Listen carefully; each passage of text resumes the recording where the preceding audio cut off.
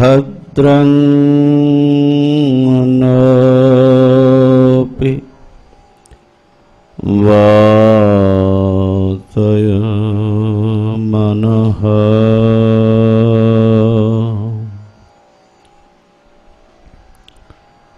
ॐ शान्तिः शान्तिः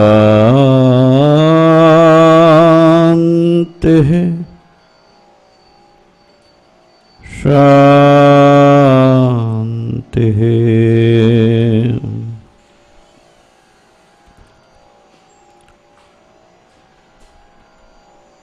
शङ्करं शङ्कराचार्यं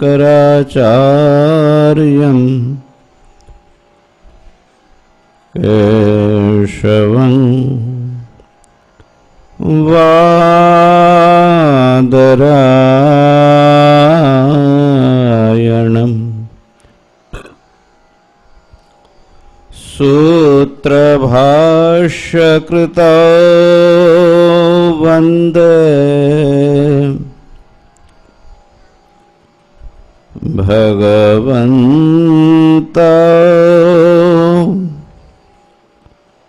पुनः पुनः।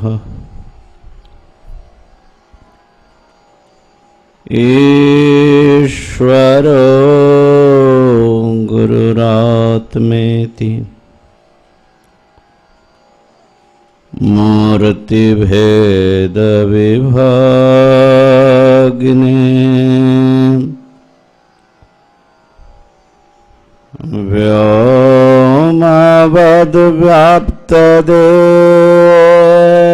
व्योमवद्व्याप्तदेहाय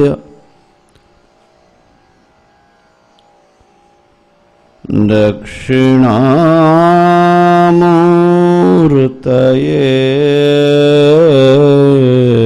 नमः।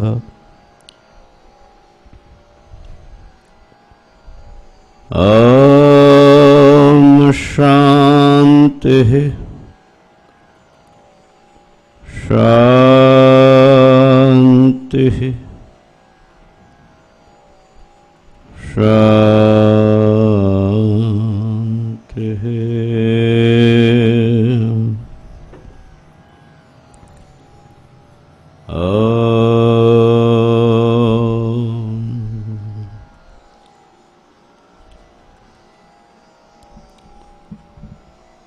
विवेक चूड़ामणि का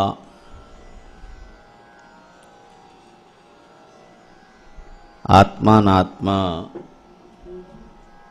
विवेक प्रकरण चल रहा है।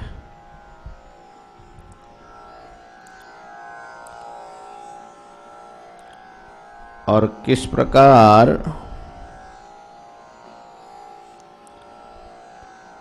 हम लोग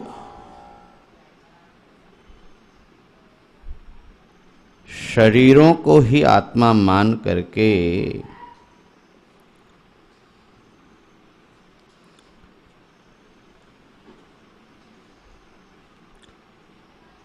जीते हैं और शरीर के साथ अपने को एक समझने के कारण बंधन में, संसार बंधन में पड़े रहते हैं, उसका प्रतिपादन भगवान भाष्यकार कर रहे हैं। पहले सूक्ष्म शरीर का वर्णन किया, स्थूल शरीर का, फिर सूक्ष्म शरीर का, और इसके बाद फिर कारण शरीर का वर्णन करेंगे और बताएंगे कि ये तीनों अनात्मा हैं।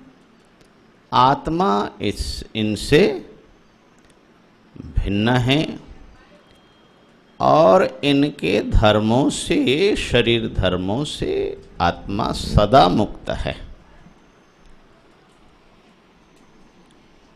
स्थूल शरीर का विवेक कठिन है, फिर भी साधक को लगे रहने पर एक प्रतीति होने लगती है कि मैं स्थूल शरीर तो नहीं हूं, स्थूल शरीर में रहने वाला, स्थूल शरीर को जो अनुभव कर रहा है, ऐसा चेतन मैं हूं।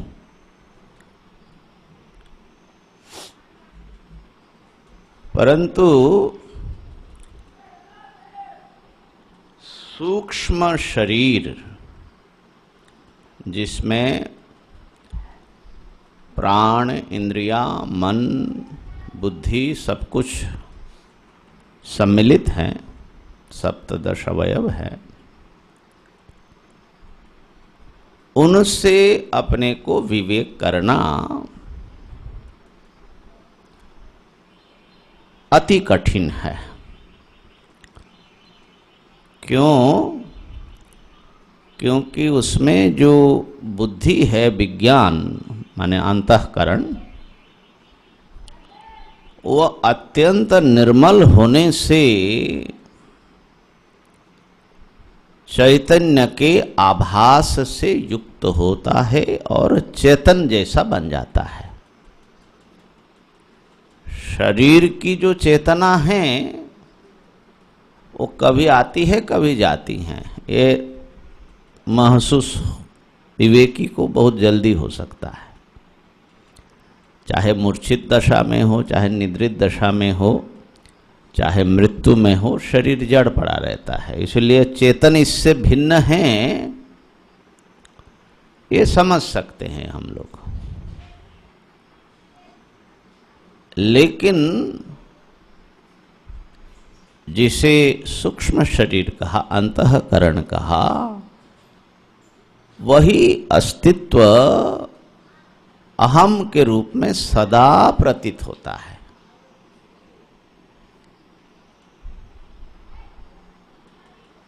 हमेशा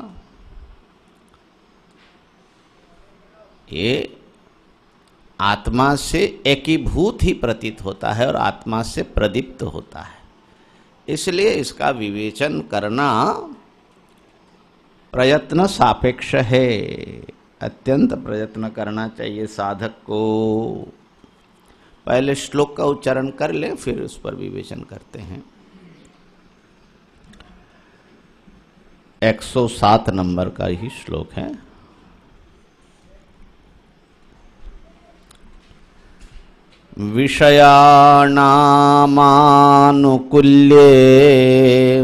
विषयाणामानुकुल्ये सुखी दुःखी विपर्यये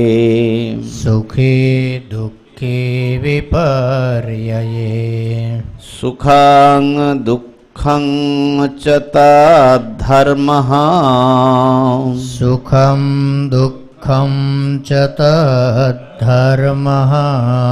सदानन्दस्य नात्मनः विषयाणामानुकुल्ये सुखी दुःखी विपर्यये सुखं दुःखं च तद्धर्मः सदानन्दस्य नात्मनः।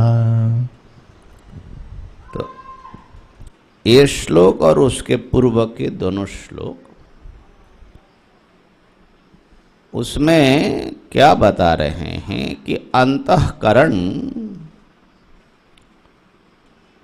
चक्षुरादि इंद्रियां और स्थूल शरीर में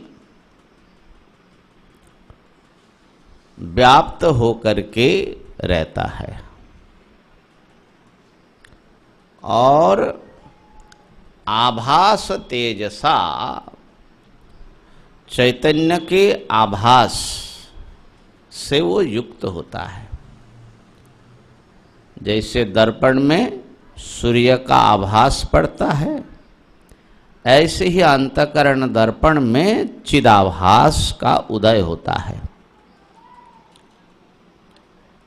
और उस चिदाभास से युक्त जो अंतःकरण है वो अहम इति अभिमानेन, मैं हूँ ऐसा अभिमान करके वो इस शरीर में इंद्रियों में व्याप्त हो करके वो रहता है। और फिर कहा उसको अहंकार समझना। अहंकार सविज्ञेय, अहम अहम करता है जो, वो अहंकार है। मैं और वो कर्ता, अपने को कर्ता समझता है कि मैं बहुत कुछ करता हूँ और कर सकता हूँ और करना चाहिए, ये सब मेरे कर्तव्य हैं। और अपने को भोक्ता समझता है कि मैं ये इन प्रकार के भोगों को भोग रहा हूँ, मुझे और अच्छे अच्छे भोग चाहिए।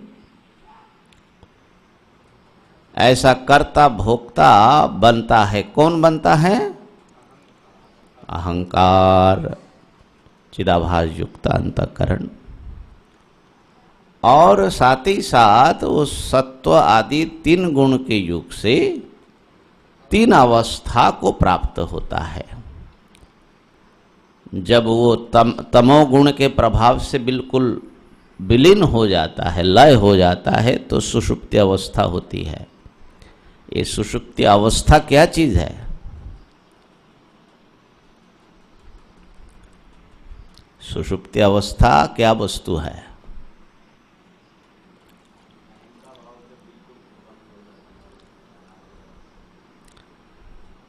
तो अहंकार का जो लय रूप है, विलीन रूप है, उसी का नाम है सुषुप्ति। हाँ, तमाच्छन्न माने तम में विलीन।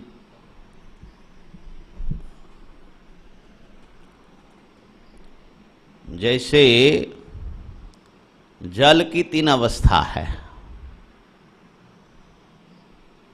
एक तो तरल अवस्था है, और जम गया तो बर्फ हो गया, और गर्म कर दिया तो भाप हो गया। तो ये जो बर्फ है ये क्या है? जल ही कठिन हो करके कठिन हो गया, तो कठिन अवस्था प्राप्त जल ही बर्फ है। द्रवावस्था प्राप्त जल है, माने तरल है, जो नेचुरल कंडीशन है। और भाप बन गया, तो वो जो है ये वाष्पावस्था, ये भी वाष्प जल ही है। ये 3 अवस्था माने जल के ही 3 रूप है।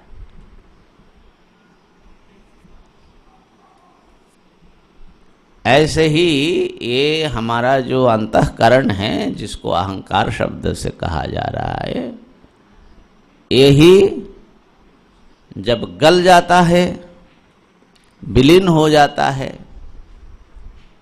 पानी पानी हो गया, तो वो है सुषुप्ति अवस्था, गहरी निद्रा। गहरी निद्रा जो आपको अनुभव में आता है, वो आप ही हैं, गला हुआ आप। कैसा गल गया वहां? ऐसे गल गए कि हाथ किधर है, पैर किधर है, नाक किधर है, आंख किधर है, कुछ पता लगता है? शिवलिंग होने, शिवलिंग तो फिर भी तो कुछ व्यक्त है है ना। तो ये सारा सब कुछ जो है गल गया, अव्यक्त हो गया, अव्यक्त अवस्था में पहुंच गए। यही सुषुप्ति रूप है? शब्द तो शब्द बोलने से तो पड़ा रहता है ना, ठोस। ये शब्द से भी कुछ और जो है अव्यक्त अवस्था है। अव्यक्त अवस्था में पहुंच गए, और उसका थोड़ा अर्ध विकसित अवस्था हुई,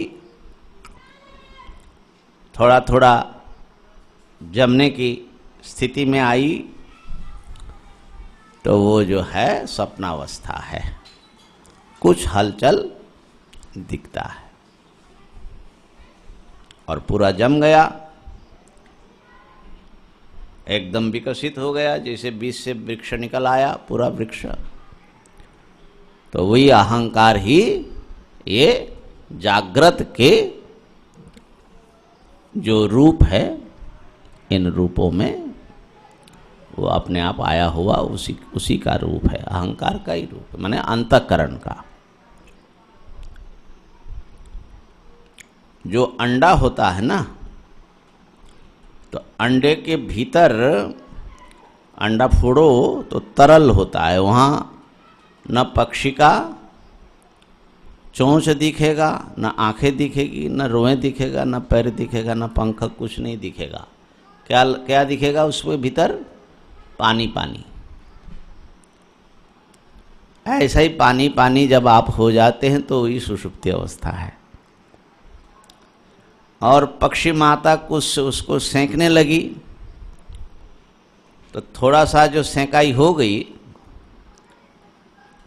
तो उस समय फोड़ो तो वो थोड़ा सा सॉलिड होगा, लेकिन फिर भी वो पूरा आँख नाक कान सब निकला हुआ पूरा विभाग बन गया ऐसा नहीं होगा। लेकिन जब वो जो है पूर्ण उसको ताप मिल जाता है तो अंडा फोड़ करके जब बाहर आता है तो बिल्कुल पूर्णावयव पक्षी होता है। ऐसे ही हमारे अहं या हम लोगों की ये अवस्था है। तीन अवस्था अहंकार का ही समझना।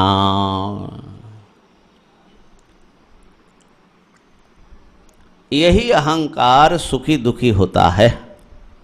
विषयानाम आनुकूल्ये सुखी, और प्रतिकूल विषय आ गया तो दुखी हो जाता है। सुख तो अच्छा ही लगता है, अनुकूल है, लेकिन दुख होने पर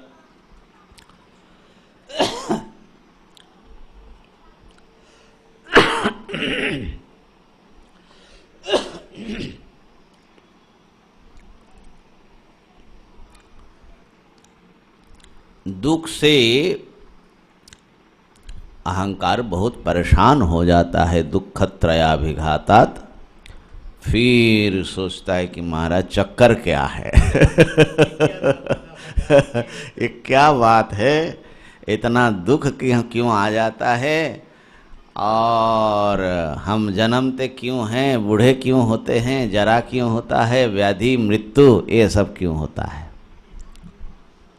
और फिर उसकी दृष्टि जब और विकसित होती है तो विचार करता है कि महाराज इससे छुटकारा कैसे मिले, है ना। तो मुमुक्षु बनता है, फिर जिज्ञासु बनता है, फिर गुरु के पास आता है, फिर वेदांत श्रवण करने लगता है। तो सुखी दुखी होना ये किसका धर्म हुआ? कौन सुखी होता है? अहं सुखी, मैं सुखी, मैं दुखी। अब वेदांत शास्त्र कह रहे हैं कि ये जो अहम करके आप समझ रहे हो, ये अहम के भीतर एक अहम, एक आत्मा और है। कल बताया था कि एक ही अहम में, अहम अनुभव में दो आत्मा अविविक्त माने अभिन्न हो करके, एकीकृत हो करके हम लोगों के अहम अनुभव में आता है। अब दो तो एक हो नहीं सकता, भ्रांति से एक मालूम पड़ता है। तो जब तक हम अंतःकरण को ही अहम ऐसा समझते हैं, तब तक हम तो सुखी दुखी अपने को महसूस करते हैं। लेकिन जब इस सुखी दुखी को देखने वाला एक असंग चेतन का आविष्कार करते हैं।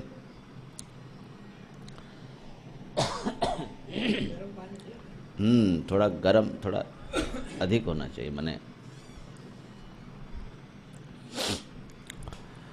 तो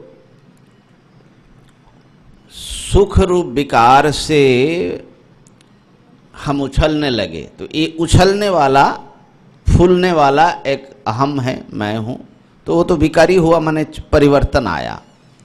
दुख से हम मुरझा जाते हैं, दुख से हम मुरझा जाते हैं, तो ये मुरझाया हुआ जो अहम है,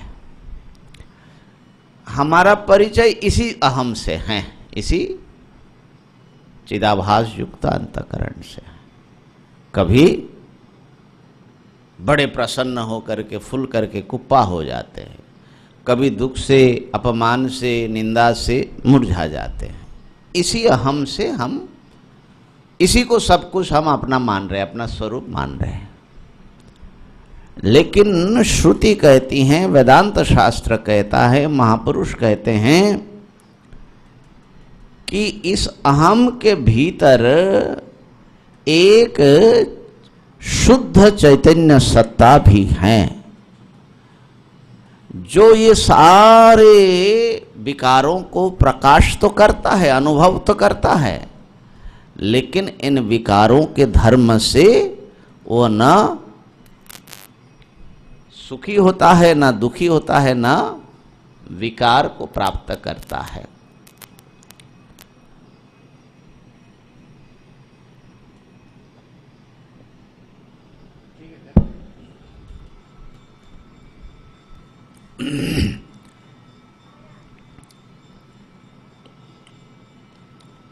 तो इस अहम को भी, ये अहम जिस चैतन्य के आश्रय से चेतन बना हुआ है, जैसे दर्पण में जो सूर्य दिख रहा है, वो सूर्य असली सूर्य पर डिपेंडेंट है। इसी प्रकार ये जो अहम चेतन मालूम पड़ता है, इसका अस्तित्व, इसकी चेतना, इसका सारे क्रियाकलाप आत्मा माने शुद्ध चैतन्य पर आश्रित है, उसके सहारे ये जीता है। तो वो अहम भी माने जो इसको आश्रय देता है, वो भी इस अहम अनुभूति के भीतर विद्यमान है। तो हम एक ही साथ में अभी व्यावहारिक दृष्टि से एक ही साथ में जैव सत्ता भी है, माने जीव भी हैं, विकारी भी हैं, और एक ही साथ में हम निर्विकार भी है। लेकिन निर्विकारता, निर्विकार अस्तित्व को हम समझ नहीं पा रहे। सब जैसे रस्सी को हम सांप समझ रहे हैं, समझते हैं, ऐसे ही शुद्ध चैतन्य को शुद्ध चैतन्य के रूप में न समझ करके विकारी अहंकार के रूप में हम जान रहे हैं। तो वो कैसे इनका विवेक हो जाए, इसी में साधक को लगना चाहिए। जब वेदांत शास्त्र कहता है कि तुम ब्रह्म हो, तो विकारी अहंकार को लेकर के आपको ब्रह्म नहीं बता रहा है। आपके अहम अनुभव में जो एक निर्विकार सत्ता है, उसको लेकर के वो आपको ब्रह्म बता रहा है। आप विकार को ब्रह्म समझने से और ज्यादा झंझट में पड़ जाओगे, माने वो तो कभी ब्रह्म हो ही नहीं सकता। तो अहम अनुभूति में दोनों चैतन्य या दोनों ज्ञान, एक है नित्य चैतन्य, जो जागृत स्वप्न सुषुप्ति या किसी भी दशा में जिसका कोई परिवर्तन नहीं होता, वो सदा सब कुछ अनुभव कर रहा है। और एक है अनित्य चैतन्य, माने उत्पन्न विनाशशील ज्ञान। जैसे मैं शरीर हूं, ये जो अनुभव है ये सुषुप्ति में नहीं रहता है। तो अभी जो मैं रूप में हम एक अनुभव कर रहे, उसमें एक अनित्य अंश है। जगने पर, माने जगना, जगना क्या है? जगना भी ज्ञान विशेष है, माने वो जो चिदाभास युक्त अंतःकरण है उसी का एक अवस्था है। तो जागना जो है, जागना माने ज्ञान ही तो हुआ, और क्या हुआ?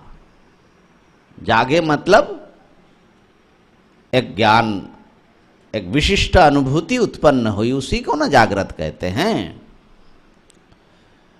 तो निरंतर नाना प्रकार की अनुभूतियां हमें होती रहती है। जागृत में ये पुस्तक है, ये मनुष्य है, ये महात्मा है, ये लाइट है, आकाश है, भवन है, ये सब क्या है? अनित्य ज्ञान।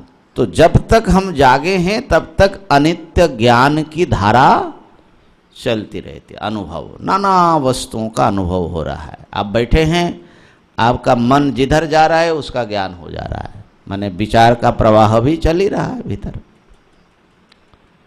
स्वप्न में भी ज्ञान की, माने अनुभूति की धाराएं चलती रहती है, बंद नहीं होता। भले ही वो बाहरी जगत से वो संपर्क छूटता है आपका, लेकिन आपकी वासनामय जगत से नाना प्रकार के दृश्यावली का अनुभव होता रहता है। सुषुप्ति में एक सुषुप्तिकालीन अनुभूति, विशिष्ट अनुभूति है, वो कुछ भी अनुभव में नहीं आ रहा है, ऐसा अनुभव है। सुषुप्ति में कुछ अनुभव है कि नहीं बाबा? है तो क्या है? सुषुप्ति में अनुभूति शून्य है कि और कुछ है? मैंने अनित्य अनुभूति की बात पूछ रहा हूं। नित्य अनुभूति तो सर्वदा ही है, लेकिन अनित्य अनुभूति है कि नहीं सो हम सुषुप्ति में?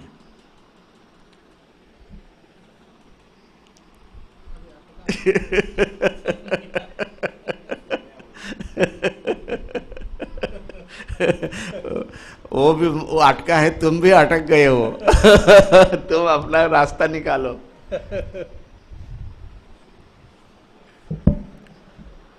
सुसुप्ति में भी अनित्य अनुभूति तो है ही है।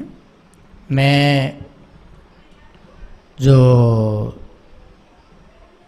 निद्रा की अनुभूति करता हूँ, निद्रा तो कोई नित्य वस्तु तो नहीं है। तो इसको बंद कर दो। जब जाग करके हम कहते हैं कि मैं सुखपूर्वक सोया था, मैंने किसी को नहीं जाना या कोई चीज़ मेरे ज्ञान में नहीं आई, तो वहाँ पर ये अनुभूति निद्रा की अनुभूति है। और निद्रा एक अनित्य पदार्थ है, ये नित्य पदार्थ नहीं है। इसलिए सुसुप्ति काल में तो शायद ये बोध नहीं होता कि मैं कोई अन्य अनित्य अनुभूति को जी रहा हूँ या अनित्य अनुभूति कर रहा हूँ। परंतु जब सुसुप्ति की अनुभूति का विश्लेषण हम जागृत में आकर के यदि करें कि मैं सुखपूर्वक सोया था, तो ये जो निद्रा की अपनी अनुभूति है ये एक अनित्य अनुभूति है, क्योंकि निद्रा तो कोई नित्य वस्तु तो नहीं है। इसलिए सुसुप्ति में भी अनित्य अनुभूति है। वाह, पार तो पा गए बाबा। शाबाश देना पड़ेगा। शाबाशी देनी पड़ेगी आपको। तो निद्रा स्वयं ही एक अनुभूति का ही विशिष्ट रूप है। और वेदांत में निद्रा में जो है अविद्या वृत्ति मानते ही हैं, और उसी से आपको स्मृति होती है बाद में आकर के। यदि वो अनित्य अनुभूति वहाँ नहीं होगी तो स्मृति कैसे बनेगी, संस्कार कहाँ से आएगा? तो इसलिए असल में जो चिदाभास है, माने चिदाभास युक्त जो अंतःकरण है, वही जो है नाना रूप जो लेता है, वो उनके एक एक रूप जो है एक एक ज्ञान है, अनुभूति है। अनुभूति क्या चीज है? आपका माने चिदाभास का एक एक टुकड़े। जैसे ये पुस्तक देख रहे हैं ना, ये पुस्तक क्या, पुस्तक का देखना क्या है? माने मेरा एक हिस्सा जो है किसी रूप में ये पुस्तक का आकार प्राप्त हुआ, यही तो है और क्या है। ठीक है ना? तो इसलिए अनुभूतियां क्या हैं? ये अहम का ही टुकड़े टुकड़े नाना रूप जो है, जैसे जल में लहरें हैं आती हैं, ऐसे अहंकार में लहरें आ रही हैं, उन लहरों को हम वृत्ति कहते हैं, है ना? तो ये सब अनित्य अनुभूतियां हैं। तो जागृत स्वप्न सुषुप्ति में अनित्य अनुभूतियों की धारा चलती रहती है। तो सुषुप्ति की जो अनुभूति है, बहुत सारे दार्शनिक भी और लोग तो मानते ही हैं कि वहां कुछ भी अनुभव नहीं है। बड़े बड़े माने तार्किक भी ऐसा मानते, बल्कि आजकल जो है ये क्या न्यूरो साइंस जो है, ब्रेन को लेकर के जो नाना प्रकार की कि जो चेतना है, ज्ञान है, वो हमारे दिमागी कुछ हरकत है, माने जो न्यूरॉन सेल्स है उसकी एक्टिविटी हैं। तो उनके हिसाब से गहरी नींद क्या है भाई? तो बोले ये जो सारी एक्टिविटियां हैं, माने ज्ञानात्मक जो एक्टिविटी है वो बंद हो जाता है। इसी से जो है हमको कोई भी कुछ भी एक्सपीरियंस नहीं होता। तो सुषुप्ति को बहुत लोग जो हैं साइंटिस्ट भी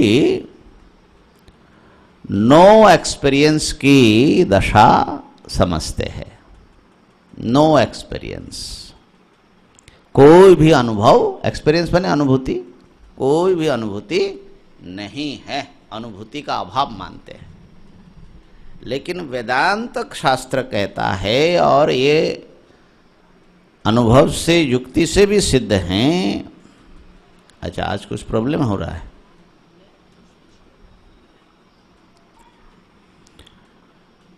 कि सुषुप्ति जो है एक्सपीरियंस ऑफ नथिंग है, एक्सपीरियंस ऑफ माने जागृत स्वप्न जगत का कुछ भी अनुभव नहीं हो रहा है, कुछ भी कोई भी वस्तु नहीं है, उसका वो अनुभव है। हाँ, योग भी ऐसा ही मानता है।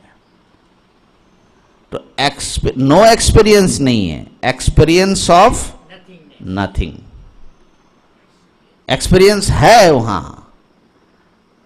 किसका एक्सपीरियंस है?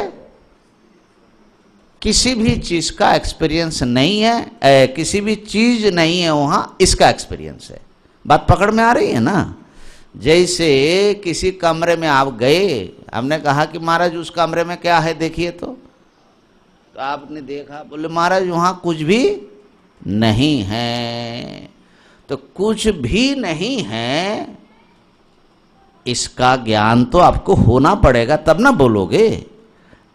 बिना जाने बिना देखे आप बोल पाओगे कि कुछ भी नहीं है? तो सुषुप्ति में आपने क्या क्या देखा था? बहुत मधुर मधुर संगीत सुना था कि नहीं? गभीर निद्रा में नहीं सुना था? पक्का? बहुत सुंदर नृत्य दर्शन हुआ कि नहीं हुआ? मधुर मधुर भोजन किया कि नहीं? नहीं किया। स्पर्शानुभूति थी कि नहीं थी? गंधानुभूति थी कि नहीं थी? बोले महाराज ये सब कुछ भी कैसे आप बता रहे हो? किसने बताया आपको वहां कुछ भी नहीं था? कैसे बता रहे हैं कि वहां न सापनिक अनुभूतियां थी, न जागृत अनुभूतियां थी, कुछ किसी भी विषय का अनुभव, न मेरे होने का अनुभव, न दूसरे के होने का अनुभव। तो कुछ भी अनुभव में नहीं आया, ये पक्का है कि नहीं? इतना पक्का, इतना डिटर्मिनेशन के साथ आप कैसे बोलते हो? अगर आप बिना वहां पर आप नहीं थे या आपका अनुभव ऐसा नहीं हुआ, बिना देखे सुने आप कैसे बोल सकते हो? तो इसका मतलब है आपको अनुभव हुआ कि कुछ भी नहीं है। तो इसलिए इस बात पर वेदांतियों ने बहुत जोर दिया कि अनुभूति का विलोप सुषुप्ति में भी नहीं होता, बल्कि अनुभूति का जो विषय है, कोई भी विषय नहीं, वहां अज्ञान ही विषय है। ठीक हो गया? तो मैं ये कहना चाह रहा था कि प्रत्येक जो अनुभव हम कर रहे हैं, उस प्रत्येक अनित्य अनुभव के साथ साथ वो नित्य भी अनुभव विद्यमान है, जो किसी भी चेंज से गुजरता नहीं। इस पर कल विचार किया था। तो हमारा ध्यान पूरा अनित्य अनुभव पर विद्यमान होता है, जो बदलता है उस पर है। लेकिन इस सारे बदलाव का जो एक साक्षी सब प्रकाश वस्तु है, तीनों स्थिति में एक रूप, सर्व स्थिति में एक रूप है, उसका हम विवेक पहचान नहीं कर पाते। है तो हमारा अनुभव तो उसका भी है। हमारे प्रत्येक अनुभव में दो अनुभव मिला हुआ है, नित्य अनुभव और अनित्य अनुभव दोनों। जैसे किसी भी वस्तु को हम आंखों से देख रहे हैं, तो प्रत्येक रूप दर्शन के साथ साथ आलोक भी दृश्य हो रहा है, माने प्रकाशित हो रहा है। आलोक का भी प्रकाश होना ही है, उसके बिना तो रूप का ज्ञान नहीं होगा। और मजे की बात देखिए, जैसे ये आप लोग देख रहे हैं, अब इसमें जो है प्रकाश आ रहा है, प्रकाश भी आ रहा है। अब हम यहां से यहां हटा रहे हैं, इधर इधर ले जा रहे हैं, प्रकाश भी हट रहा है कि नहीं? प्रकाश हट रहा है कि नहीं इसके साथ?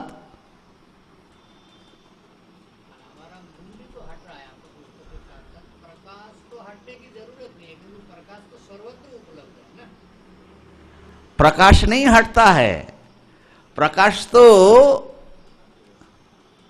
यहां जो प्रकाश है वो यहीं पर है, लेकिन पुस्तक जब हट जाता है तो वहां भी प्रकाश है, उससे संयुक्त हो रहा है। तो प्रकाश के हटने का, आने जाने का सवाल नहीं है, लेकिन पुस्तक के माने दृश्य के आने जाने से ऐसा हमको लगता है कि प्रकाश आ जा रहा है। बस यही है। सूक्ष्म शरीर जो है, इसके आने जाने से ऐसा लगता है कि आत्मा आया गया, क्योंकि आत्मा जो असली आत्मा है, नित्य उपलब्धि है, वो सर्वत्र सदा विद्यमान है। ठीक है ना? तो जैसे कुछ भी देखे वहां दो चीज देखते हैं, एक तो वस्तु और वस्तु का प्रकाश, दोनों दिखाई पड़ता है, लेकिन हम दोनों को अलग नहीं समझ पाते। इसी प्रकार कुछ भी, कोई भी चीज अनुभव में आ रहा है, उस अनुभव में भी दो चीज है, उस वस्तु का विशिष्ट अनुभव और उस अनुभव का अनुभव, नित्य ज्ञान। नित्य ज्ञान सदा विद्यमान है। ऐसा कोई भी ज्ञान नहीं होगा जिस ज्ञान में आत्मा नहीं रहेगा। अगर आत्मा नहीं रहेगा तो ज्ञान ही अंधेरा हो जाएगा। प्रकाश न रहे तो यहाँ सब वस्तु अंधेरा हो जाएगा, है ना? तो ये बार बार वेदांत के साधक को विवेक करना है, चाहे बाहर करो चाहे अपने में करो, पहले अपने में करना पड़ता है। बाहर ये जो वस्तु हम देख रहे हैं ना पुस्तक, इसमें भी वो सत्ता जो है नित्य सत्ता है और नाम रूप अनित्य है ना। तो यहाँ भी नित्य अनित्य का मिश्रण है, अध्यास है, और यहाँ भी नित्य अनित्य का मिश्रण है। तो नित्य अनित्य का वास्तविक विवेचन हो जाए तो काम बन जाए। तो ये अहम अनुभव में जो नित्य चैतन्य स्वरूप है, जो केवल प्रकाशक है वो, और जो अहम नाना रूप ले रहा है, इसका मतलब है वो प्रकाश्य है, दृश्य। तो दृश्य अहम और दृष्टा अहम, इनका विवेक माने दृक् और दृश्य का विवेक होना आवश्यक है। जो नित्य दृष्टा है उसका, और जो अनित्य दृष्टा के रूप में भासता है उसका, जो कि असल में दृश्य है। नित्य दृष्टा जो है वो कभी भी दृश्य नहीं होता, लेकिन दृश्य रूप उपाधि से ही वो प्रकट होता है। इसका दृक् दृश्य विवेक में मैंने वाक्य सुधा में बहुत सुंदर लिखा, रूपम दृश्यम लोचनम दृक् तदृश्यम दृक्तु मानसम दृश्याधिवृत्तयः साक्षी दृगेव न तो दृश्यते।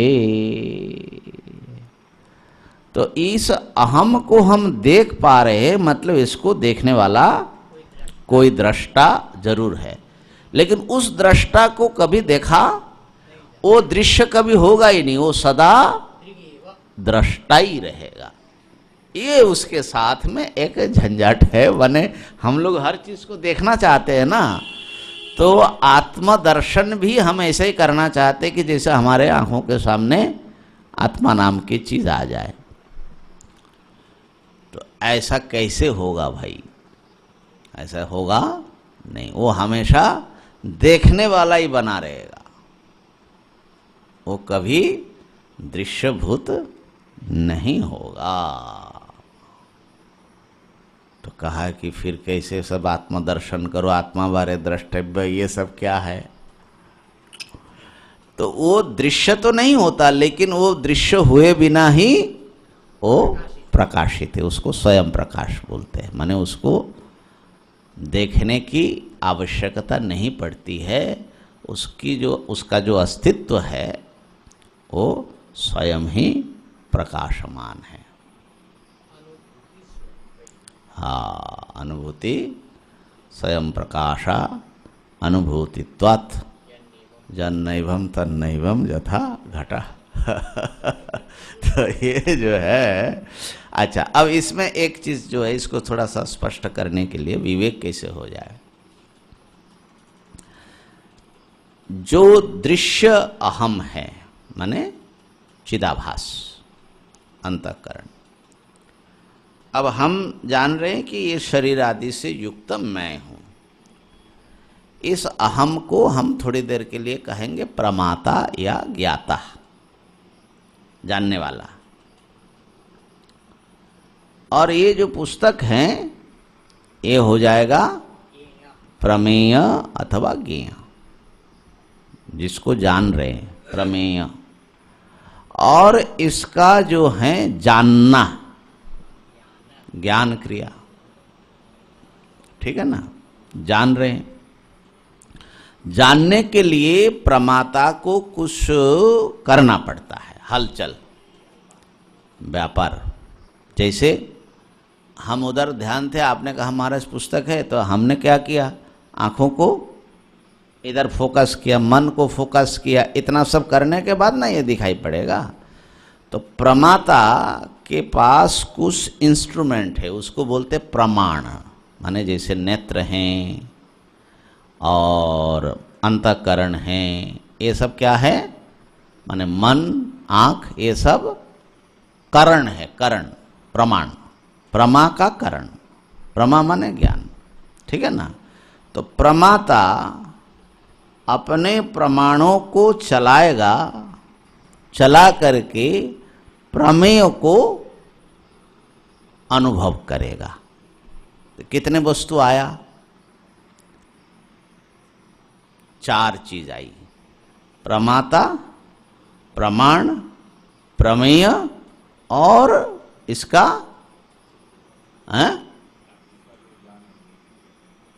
उसकी प्रमा, उसका ज्ञान, प्रमिति बोलते हैं, माने ज्ञान। 4 चीज आया कि नहीं आया? एक बार देख लो। प्रमाता जो जानने वाला, उसके पास कुछ इंस्ट्रूमेंट है, प्रमाण बोलते हैं उसको, प्रमाणों का व्यापार करेगा वो। माने प्रमाण क्या करता है? वो प्रमेय और प्रमाता में जो एक व्यवधान है, दूरी है, उस डिस्टेंस को वो मिटाता है, एक संबंध बना देता है। तो वो बिना प्रमाण के, माने आप आंखों से नहीं देखोगे तो वहां तक पहुंच नहीं सकते आप, चाहे आप पहुंचो वहां तक या पुस्तक आपके पास आए, ठीक है ना। तो प्रमाण व्यापार बहुत आवश्यक है। शब्द सुनने के लिए आपका कान जो है उसमें आपको ध्यान देना पड़ता है। तो आप बिना प्रमाणों को चलाए आप जान नहीं सकते। तो प्रमाणों को चलाना माने प्रमाण नाम की एक चीज आई। दूसरी, तीसरा तो वस्तु जिसको अब जानना है उसको बोलते प्रमेय, और चौथा है इसका जो इतना सब मेहनत करने के बाद जो ज्ञान आपको हुआ उसका नाम है प्रमा, ठीक है ना। 4 चीज आ गया। तो प्रमाता प्रमेय को जानता है प्रमाण के द्वारा।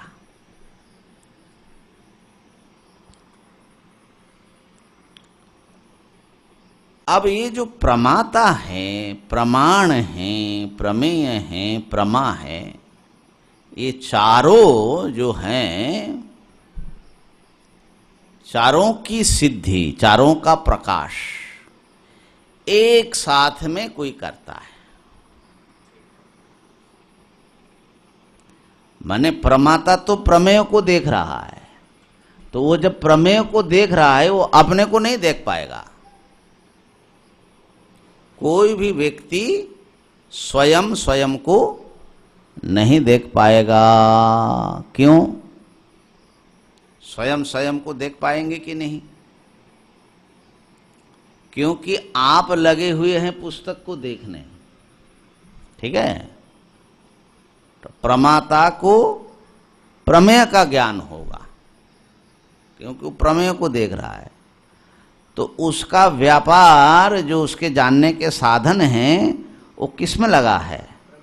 प्रमेय को, प्रमेय की तरफ उसका ध्यान है। तो अपने को जानने के लिए उसको अपनी ओर मोड़ना पड़ेगा ना। तो जिस समय वो उधर लगा है उस समय तो वो इधर नहीं लगा है। इसलिए प्रमाता अपने को नहीं जानता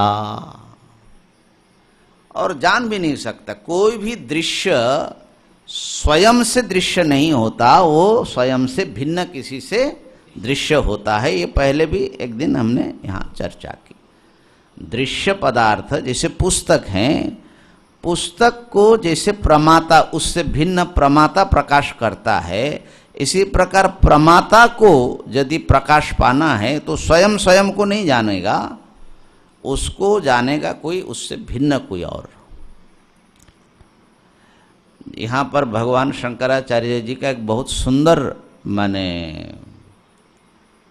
उपमा कहिए या उदाहरण कहिए। हाँ, नहीं पटुतरोपि नटः स्वस्कंधम अधिरोक्ष्यति। बहुत ही कुशल माने ओलंपिक चैंपियन जिम्नास्ट नट माने जो नाना कलाबाजी दिखाता है, कितना कुछ वो करता है,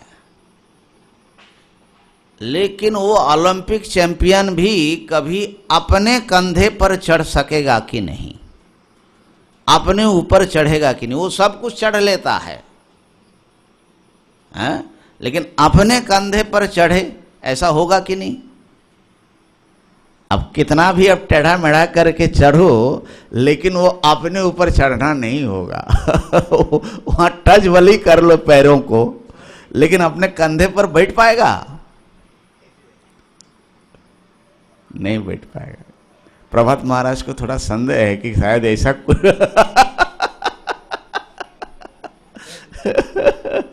नहीं। पटुतरोपि नटः स्वस्कंधम, अपने कंधे पर चढ़ना नहीं होता है। इसी प्रकार कितना भी कुशल दृष्टा हो, देखने वाला, वो दृश्य को देखेगा, अपने को नहीं देखेगा। अच्छा, आपने आज तक अपने आंखों को देखा? विचार करके बताइए, ये सब सर हिलाने से नहीं होगा। आपके पास जो आंख है, इन आंखों को आपने अपने आंखों से देखा कभी? हाँ, बता रहे स्वामी जी, बता रहे देखा है। अच्छा, मिरर जो देखते हैं, हाँ, अपने आंख से तो मिरर देखा, लेकिन अपने आंखों को देखा कि नहीं? अच्छा, आपने जो है प्रतिबिंब में जो आंखें आई, उसको आपने देखा, तो वो अपने आंख से अपने आंख को देखना हुआ कि नहीं?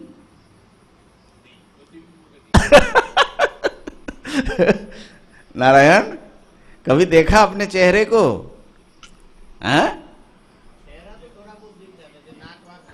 देखा? शीशे में देखा? शीशे में किसको देखा आपने? हाँ, वो क्या आपका चेहरा है? वो आपका शीशे के भीतर जो है वो आपका चेहरा है क्या? आपका चेहरा, इसका मतलब है कि यहां से उड़ करके उसके भीतर घुस गया क्या?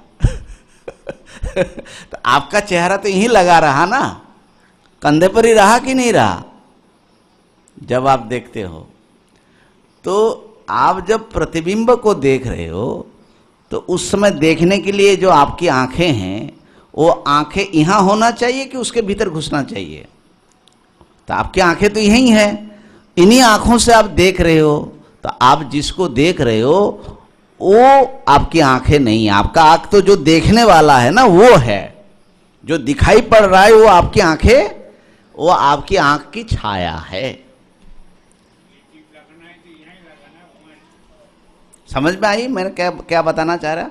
आप जो देख रहे हो, आपके आंखों की छाया देख रहे हो, क्योंकि देखने वाला आंख तो यहीं लगा हुआ है, उसको कैसे देखोगे? उसको नहीं देख रहे हो। तो जब अपने आंखों को ही आंख नहीं देख सकती है ना, तो आप अपने आप को कैसे देखोगे? लेकिन मैं हूं ये पता तो लग रहा है, इसलिए मानना पड़ेगा कि इसको जानने वाला और कोई है ना, जो प्रमाता को भी जान रहा है। तो ये कहता है कि प्रमाता ने प्रमाण व्यापार से प्रमेय का ज्ञान किया। हाँ, इतना बोलने वाला। जैसे ये जो पुस्तक हमने देखा, तो सबसे पहला जो हमको ज्ञान एक रहता है कि ये पुस्तक है।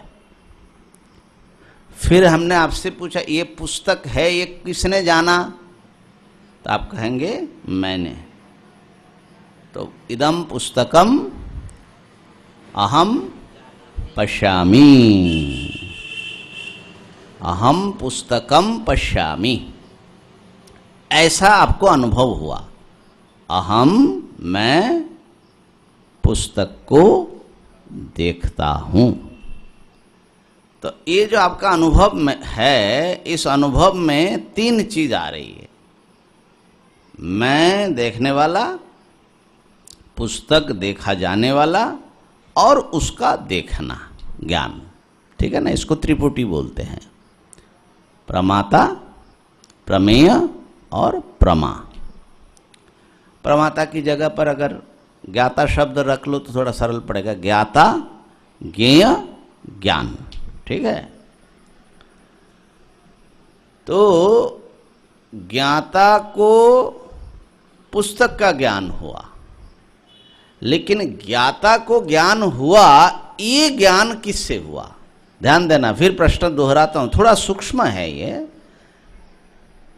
पुस्तक को, ये पुस्तक है ऐसा जब हमने बोला तो पुस्तक का अनुभव मुझे हुआ, माने पुस्तक का अनुभव है। लेकिन पुस्तक का अनुभव किसको हुआ? जब आपसे पूछते हैं तो आप कहेंगे मुझे हुआ। तो इसका मतलब है पुस्तक के अनुभव काल में पुस्तक के जो ज्ञाता हैं वो उसको जान रहा है, इस बात को भी कहीं ना कहीं हम जान रहे हैं। तो अहम पुस्तकम पश्यामि, इसमें अहम, पुस्तक और पश्यामि, तीनों का ज्ञान हो रहा है एक साथ में। तीनों विषय बन रहा है किसी का। नहीं तो आप ये नहीं कह सकते कि मैं देख रहा हूं, क्योंकि उस समय आप तो खाली पुस्तक को देख रहे थे। तो पुस्तक को देखने वाले के साथ में ज्ञान को जोड़ करके जो देखा जाता है, उसके लिए ये तीनों को एक साथ में जो देखता है ना, वो है साक्षी। जो देखने वाले को भी देख रहा है, क्या देख रहा है उसको भी देख रहा है, और देखना ये भी देख रहा है। तीनों चीज जो हैं किसी एक ज्ञान में एकीभूत होकर के आ रहे हैं। जैसे ये पुस्तक हमने देखा, तो पुस्तक उसमें जो लिखी हुई काले काले जो स्याही छपा हुआ है, ये सब भी हम देख रहे हैं। तो इसी प्रकार प्रमाता, प्रमेय और प्रमा, ये जो है एक ज्ञान का विषय कोई बन रहा है। ये सब विषय बन गया। किस ज्ञान का? तो वो किसी प्रमाण व्यापार से नहीं बना, वो आपके भीतर कोई ऐसी सत्ता है जो इन सबको एक साथ में प्रकाशित करता है। तो ये जो दो ज्ञान हैं, दो ज्ञान के स्वरूप को समझिए। तो ये पुस्तक का ज्ञान उत्पन्न विनाशशील है, ठीक है ना। लेकिन पुस्तक का ज्ञान उत्पन्न हुआ, नष्ट हुआ, ये सब देखने के लिए एक ज्ञान हमेशा विद्यमान है। तो इसको भगवान सुरेश्वराचार्य जी, शंकराचार्य जी के शिष्य, बड़े सुंदर शब्दावली में कहा।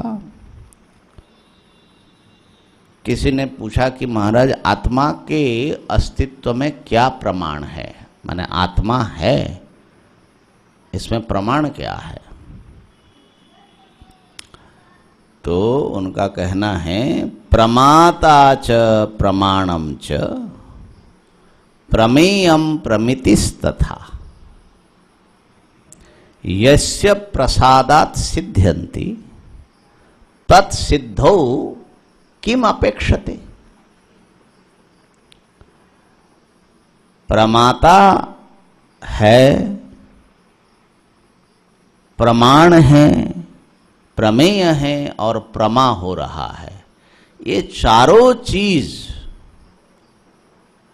जिस के द्वारा सिद्ध होता है, उसकी सिद्धि में किसकी अपेक्षा? मैंने प्रमाण की अपेक्षा नहीं होती है।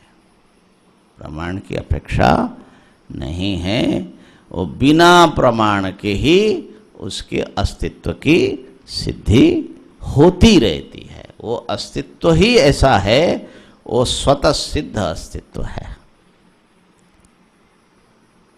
ठीक हो रहा है? अच्छा, तो इस प्रकार से जब हम एक नित्य उपलब्धि स्वरूप, नित्य ज्ञान, नित्य चैतन्य स्वरूप वस्तु को आविष्कार करते हैं, तो हम समझ पाते हैं कि सुख दुख तो ये अहंकार का धर्म है और अहंकार दृश्य है, वो सुखी बन करके नाच रहा है, उसको वो देख रहा है। कौन? वो अहम का जो साक्षी है। अब दुखी बना हुआ है, मुरझाया हुआ है, उसको भी वो देख रहा है।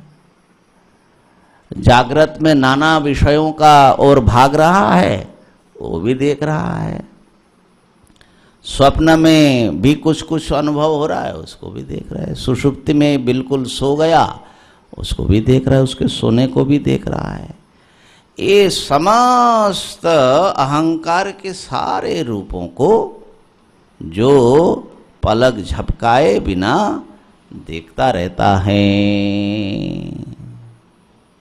वो जो हैं वो साक्षी हैं, वो आत्मा हैं, वो सुख दुख आदि धर्मों से युक्त नहीं होता। प्रकाश का स्वभाव है, वो प्रकाश्य के धर्मों से उसका कोई संबंध नहीं बनता है। जैसे सूर्य का प्रकाश है, सूर्य का प्रकाश किसी सड़े हुए गंदे वस्तु पर पड़ा तो क्या वो प्रकाश सड़ेगा? प्रकाश में कुछ आएगा उसका धर्म? नहीं आ सकता, आता नहीं है। शुद्ध वस्तु पर पड़ने से वो शुद्ध नहीं होता, गंदे वस्तु पर पड़ने से वो गंदा नहीं होता। वो सब को खाली दिखाता है, प्रकाशित करता है, वो किसी के धर्म से अन्वित नहीं होता। ऐसे ही आत्मा जो है एक ऐसा चेतन है, वो सब कुछ देखता रहता है, लेकिन किसी के भी धर्म से वो प्रभावित नहीं होता। अहंकार प्रभावित हो जाता है, अहंकार प्रभावित हो जाता है।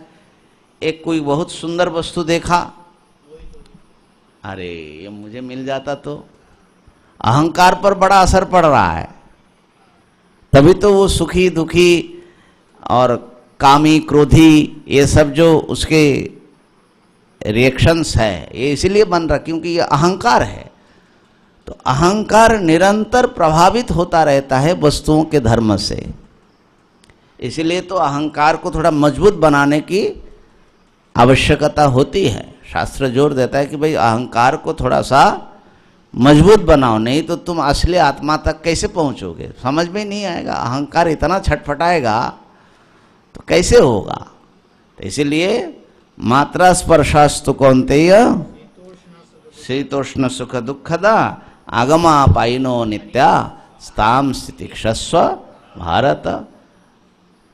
जो भी इंद्रियों का विषय है, शीत उष्ण है, सुख दुख आदि हैं, ये सब जो है आने वाले जाने वाले हैं, इसका सहन करो। तो सहन किसको करना पड़ता है? जो जिसके ऊपर कुछ असर पड़ता है उसको सहन करना पड़ता है। लेकिन आकाश के ऊपर कुछ असर पड़ेगा, शीत का, गर्मी का, सूर्य के उत्ताप का, आकाश पर कुछ पड़ेगा? कोई रंग लिपाई होगा आकाश में, रंग चढ़ेगा किसी प्रकार? कुछ भी नहीं चढ़ता है, आकाश का स्वभाव ही है ना। तो एक बड़ा सुंदर श्लोक है आकाश को लेकर के कि वर्षा तपाभ्याम किम व्योम्नः चर्मण्यस्ति तयो फलम। और चर्मोपमश्चित सो नित्यः, और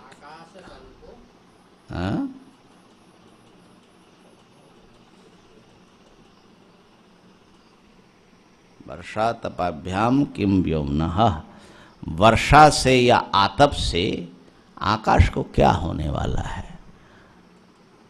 चर्मणि अस्ति तयो फलम, चमड़े में उसका प्रभाव पड़ता है, चाहे मुर्दे का चमड़ा हो या जिंदा चमड़ा हो है ना। वर्षा में पड़ा रहेगा सड़ जाएगा, और धूप में जो है सिकुड़ जाएगा। तो हमारा शरीर भी तो ऐसा ही करता है ना। तो ये जो है जीवित चमड़ा है, लेकिन उसका भी वर्षा से प्रभावित होता है, शीत से प्रभावित होता है, गर्मी से प्रभावित होता है। तो चमड़े पर तो इसका फल है, लेकिन आकाश पर क्या फल होगा? वर्षा और आतप का, है ना। हाँ, चर्मोपमश्चित सो अनित्य। यदि तुम्हारा आत्मा चमड़ा जैसा है तब तो अनित्य मानना पड़ेगा, है ना, क्योंकि जो प्रभावित होता है वो कभी नष्ट हो जाएगा, सड़ करके खत्म हो जाएगा। खातुल्यश्चित असत्समः। और यदि आत्मा तुम्हारा खातुल्य है, आकाश जैसा, किसी से कुछ लेना देना नहीं है, तो उससे करना क्या है हमको?